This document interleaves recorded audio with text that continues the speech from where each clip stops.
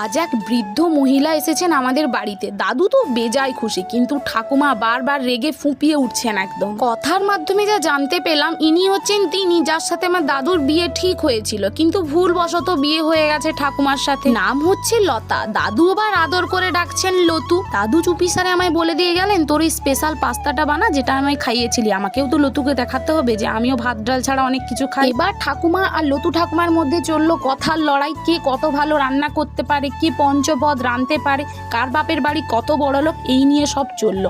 কথার মাধ্যমে এটা বোঝা গেল, লতু ঠাকুমা বললেন তাদের বাপের বাড়িতে এত বড় গোয়াল ঘর আছে, যদি বাছুর ছানা ঢোকে বাছুর নাকি বাচ্চা নিয়েও পারে বেরোয়।